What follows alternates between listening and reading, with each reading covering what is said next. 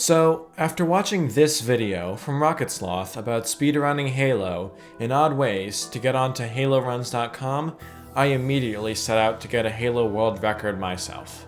Now, I'm an amateur speedrunner. Very amateur.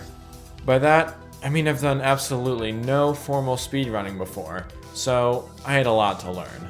Now, before starting, I looked on HaloRuns.com to see what records were maybe new or available for breaking. And there are plenty of records that would be extremely difficult for me to complete, like the 4 or even 6-part grenade jumps that rely on precise placement and timing to complete in Halo Combat Evolved.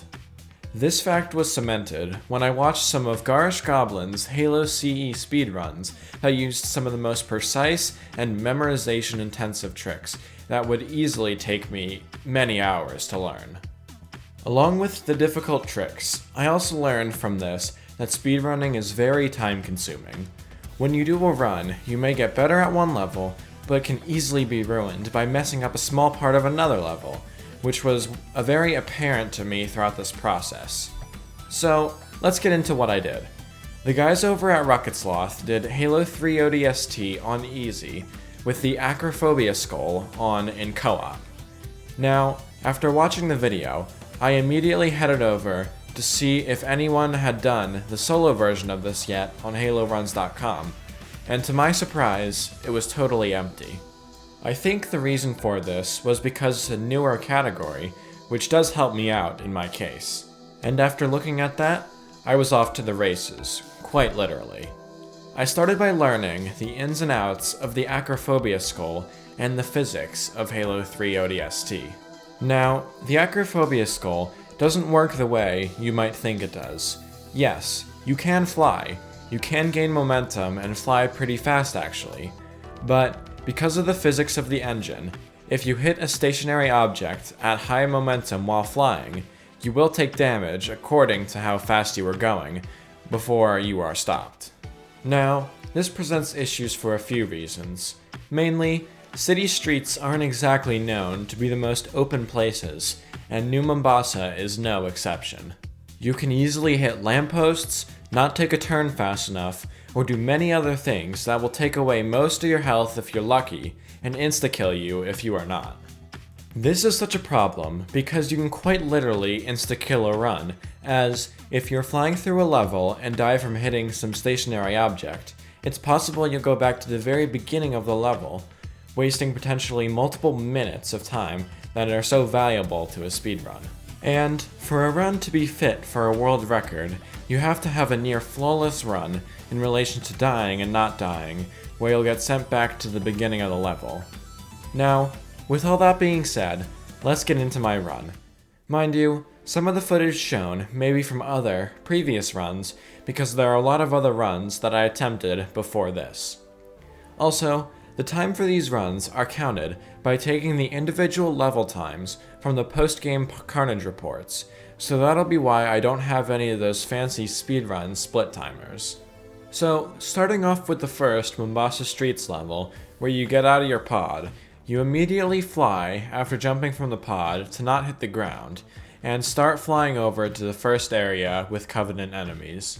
In this run, you'll see a lot of flame grenades being used, because I saw that they just killed enemies really quickly.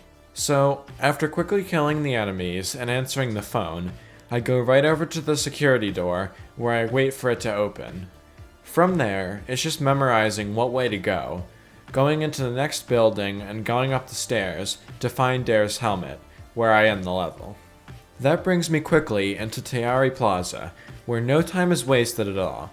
It's definitely the quickest level in the game, which means the route has to be down to a science in order to get the fastest time.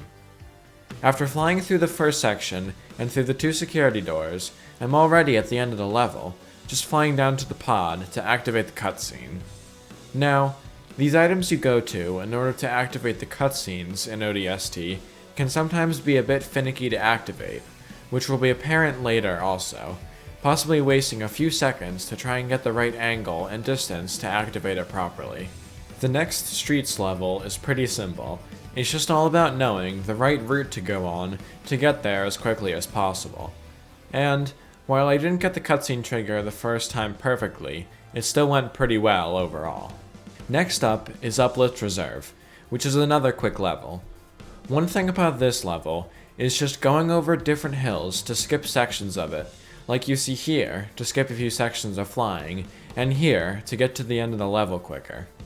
The thing about going over these hills at the end of the level, however, is that there is an invisible barrier if you go straight through the hills to end the level, which is why I did some weaving here to avoid it. This put Uplift Reserve right at a minute, which is a time I'm pretty happy with. The next Mombasa Streets level is rather uninteresting, other than me almost dying by slamming into the security door towards the end because I didn't stop myself in time with the momentum I had. Kazinga Boulevard is the next level, and a bit of a longer one than the last few. It starts out pretty simple, with me just making sure I don't hit the light poles that have been a huge hindrance in previous runs, because they can be quite difficult to avoid sometimes. One reason this level takes a bit longer is because you have to kill some enemies in order for the next door to be triggered for the firefight. After getting through and killing the rest of the coveys though, I ended up with a 4 minutes 5 seconds on it. The next streets level is really short, only going a few hundred meters to Oni Alpha Site, which is the next level. Oni Alpha Site is the level where you have to kill a lot of enemies to trigger different load zones and checkpoints, making it not ideal for speedruns. For example, you have to kill a certain amount for each retreat up the ridge, having to kill enough to be able to retreat into the building, where you also have to fight through waves in order to go up the elevator. Luckily, once you get to the roof, you can get to the Pelican pretty quickly, ending this level at 9 minutes and 7 seconds. I won't bore you with more information about the next streets level. I'll just say that the sniper cutscene trigger was pretty annoying to get, costing me a few seconds to position myself correctly to trigger the cutscene. NMPD HQ is another pretty simple level. The first half just consists of flying through different sections over to the last firefight section. From there, it's just about destroying the Banshees and Phantoms quickly enough to get the Chieftain Phantom to come in and trigger the cutscene. Something interesting to note is that even though I had infinite ammo enabled, as is allowed for the category, taking the targeted rocket pod off its stand will give it only 8 shots instead of infinite amounts. I don't know, just thought that was interesting. Let's continue. Kikawani Station is one of my favorite levels in ODST, and a decently fun one to speedrun if you don't break it like I did a few times. Basically, not on this run luckily, but when I got through the first set of doors and continued through the next area, I noticed a Phantom with my buddies just wouldn't follow me. It was stuck. I had to go back to get them to keep going, which would cost me a minute or more in a run. Other than that, however, it's a pretty easy level to run, as you just need to go to each door and go through it, making sure not to die to the engineer huts at the end of the level because they're not in a Banshee. Except on this run, I didn't almost die to the exploding huts, I just ran into a box while flying, which almost killed me. But since this level went pretty smooth, I ended up with a 4:15 time. Data Hive is a pretty interesting level to run, as you really have to pay attention to your momentum as you run through it, because it's such a tight space. Another thing is that the hallway sections with the data stacks, you have to know the exact path in order to save time, not looking around to see which way to go.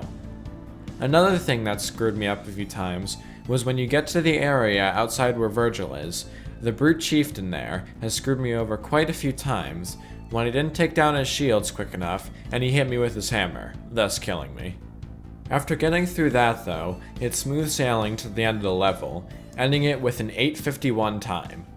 Last up, we have Coastal Highway, which is a very long level that can be very repetitive and linear, while also having to wait for Dare and Virgil to get to each door.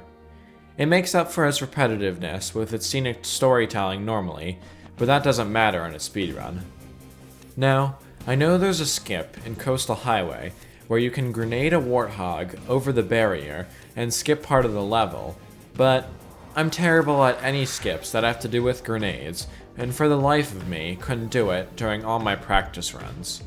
So, I fought through all the enemies as quickly as possible and delivered Buck, Dare, and Virgil over to the zoo's courtyard, where I proceeded to spam fire grenades and my fuel rod cannon to get rid of everyone as quickly as possible.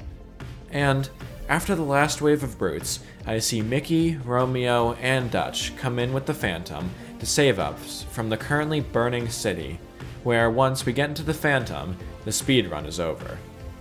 I ended Coastal Highway with an 18 minutes and 13 second time, bringing my full game time to 57 minutes and 55 seconds.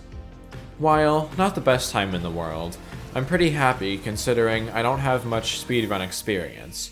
And I submitted my run, and within just a few days, I became the Halo 3 ODST, Easy Difficulty, Solo, Acrophobia, Full Game World Record holder. Now, as of writing this video, it's not been broken on a full game basis, only on an individual level basis. I'm definitely hoping that someone beats my time so I can do it again. So, if you're watching this video and are potentially interested in running this category, please do. I would love some competition. This definitely won't be the last time I'll be speedrunning Halo, as I'm working on a few other runs that I will make videos on in the future when they go through. These runs aren't any conventional runs, however, and you'll see what I mean in a future video. But that's all for today's video. Like and subscribe if you liked it, and turn on notifications to get notified for all my Halo content. See you all later, and have a great day.